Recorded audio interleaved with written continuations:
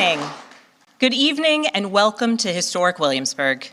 We are gathered here in the chambers of the House of Burgesses. In 1705, the people of the Virginia colony gathered here to take on the extraordinary task of governing themselves. Before there was a Declaration of Independence, a Constitution, or a Bill of Rights, there were people in this room. The people who served here ultimately dreamed of what a new nation, unlike anything the world had ever seen, could be. The United States was founded on the idea that ordinary people could reject the unacceptable excesses of poor leadership, band together to demand better of their government, and create a nation that would be an example for the world. And this year, as we celebrate 250 years since America declared our independence from tyranny, I can think of no better place to speak to you as we reflect on the current state of our union. Tonight, as we watched our nation's lawmakers gather for a joint session of Congress, we did not hear the truth from our president. So let's speak plainly and honestly, and let me ask you, the American people watching at home, 3 questions. Is the president working to make life more affordable for you and your family? Is the president working to keep Americans safe both at home and abroad? Is the president working for you? As I campaigned for governor last year, I traveled to every corner of Virginia, and I heard the same pressing concern everywhere. Costs are too high in housing, healthcare, energy, and childcare. And I know these same conversations are being had all across this country.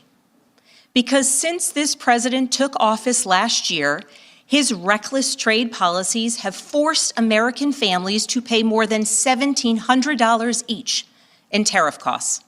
Small businesses have suffered, farmers have suffered, some losing entire markets. Everyday Americans are paying the price. And even though the Supreme Court struck these tariffs down 4 days ago, the damage to us, the American people, has already been done. Meanwhile, the president is planning for new tariffs, another massive tax hike on you and your family. And Republicans in Congress, they remain unwilling to assert their constitutional authority to stop him. They're making your life harder.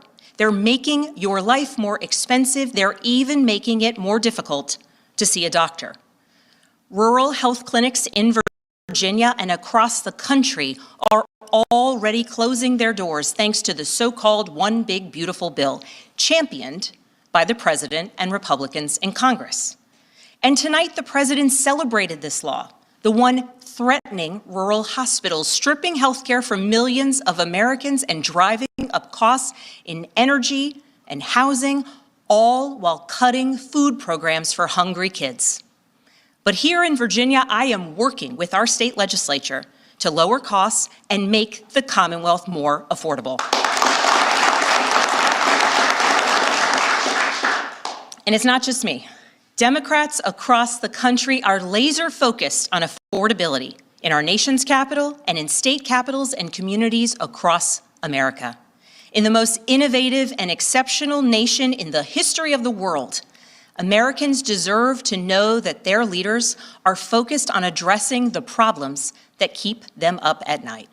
Problems that dictate where you live, whether you can afford to start a business or whether you have to skip a prescription in order to buy groceries. So I'll ask again, is the president working to make life more affordable for you and your family? We all know the answer is no. I grew up in a house of service. My mother was a nurse and my father was a career law enforcement officer. I began my career by following in my father's footsteps as a federal agent, working money laundering and narcotics cases. I worked side by side with local and state police to keep our community safe and to uphold and enforce the law. Law enforcement officers across the country know that it is a unique responsibility to do the serious work of investigating crimes, comforting victims, and making arrests. It's about building trust, and that requires an abiding sense of duty and commitment to community. And yet, our president has sent poorly trained federal agents into our cities, where they have arrested and detained American citizens and people who aspire to be Americans. And they have done it without a warrant. They have ripped nursing mothers away from their babies. They have sent children, a little boy in a blue bunny hat, children to far-off detention centers, and they have killed American citizens in our streets. And they have done it all with their faces masked from accountability. Every minute spent sowing fear is a minute not spent investigating murders, crimes against children, or the criminals defrauding seniors of their life savings. Our president told us tonight that we are safer because these agents arrest mothers and detain children. Think about that. Our broken immigration system is something to be fixed, not an excuse for unaccountable agents to terrorize our communities.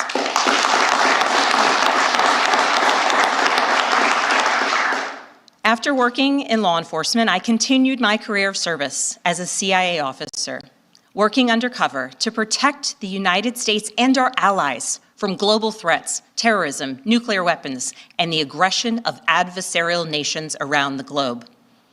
But as the president spoke of his perceived successes tonight, he continues to cede economic power and technological strength to Russia, bow down to China, bow down to a Russian dictator, and make plans for war with Iran. Here's the truth. Over the last year, through DOGE, mass firings, and the appointment of deeply unserious people to our nation's most serious positions, our president has endangered the long and storied history of the United States of America being a force for good. So I'll ask again, is the president working to keep Americans safe, both at home and abroad? We all know the answer is no. In his speech tonight, the president did what he always does. He lied, he scapegoated, and he distracted. And he offered no real solutions to our nation's pressing challenges, so many of which he is actively making worse. He tries to divide us. He tries to enrage us, to pit us against one another, neighbor against neighbor. And sometimes he succeeds. And so you have to ask, who benefits from his rhetoric, his policies, his actions, the short list of laws he's pushed through this Republican Congress? Somebody must be benefiting. He's enriching himself, his family, his friends. The scale of the corruption is unprecedented. There's the cover-up of the Epstein files, the crypto scams, cozying up to foreign princes for airplanes and billionaires for ballrooms, putting his name and face on buildings all over our nation's capital. This is not what our founders envisioned, not by a long shot.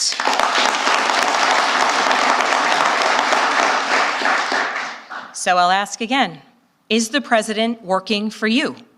We all know the answer is no. But here's the special thing about America.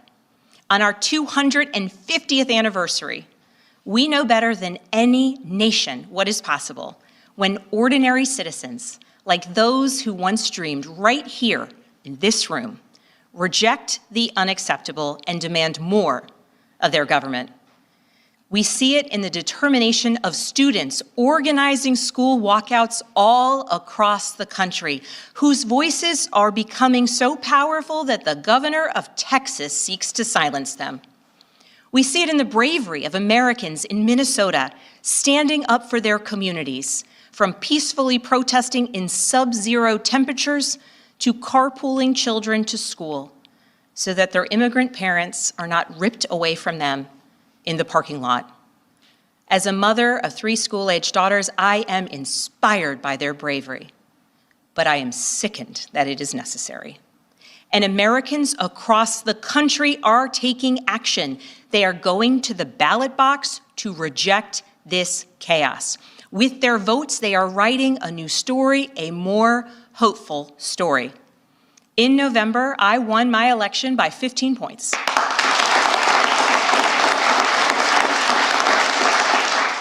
And we won 13 new seats in our state legislature.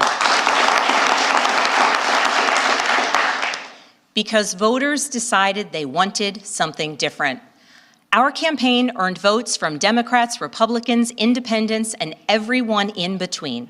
Because they knew as citizens they could demand more, that they could vote for what they believe matters, and that they didn't need to be constrained by a party or political affiliation. This is happening across the country. New Jersey elected Mikey Sherrill as governor in a double-digit victory. Democrats flipped state legislative seats in places like Georgia, Iowa, Mississippi, and Texas. The list goes on and on.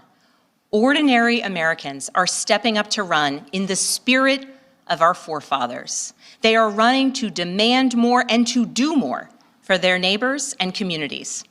I know this story well. I first ran for office in 2018 alongside dozens of other Democrats who did the seemingly impossible, flipping 41 seats in Congress. In my case, I was the first Democrat elected in 50 years, swinging our district 17 points. Those who are stepping up now to run will win in November because Americans, you at home, know you can demand more and that we are working to lower costs. We are working to keep our communities and our country safe, and we are working for you.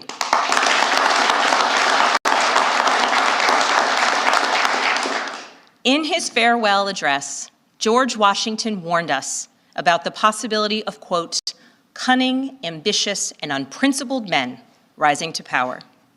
But he also encouraged us, all Americans, to unite in a common cause, to move this nation forward. That is our charge once more, and that is what we are seeing across the country. It is deeply American and patriotic to do so, and it is how we ensure that the state of our union remains strong, not just this year, but for the next 250 years as well, because we, the people, have the power to make change, the power to stand up for what is right, the power to demand more of our nation.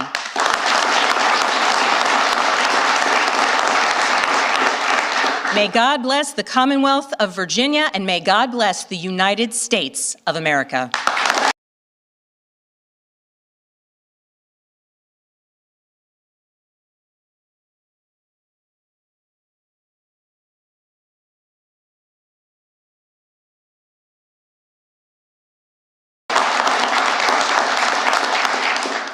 In his farewell address, George Washington warned us about the possibility of, quote, cunning, ambitious, and unprincipled men rising to power.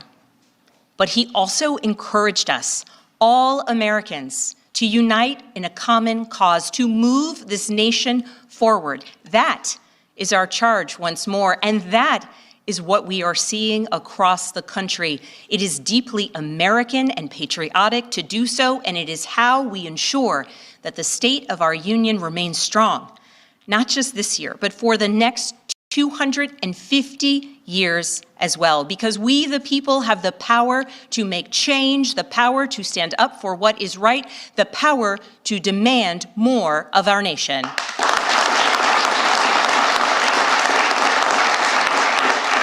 May God bless the Commonwealth of Virginia, and may God bless the United States of America.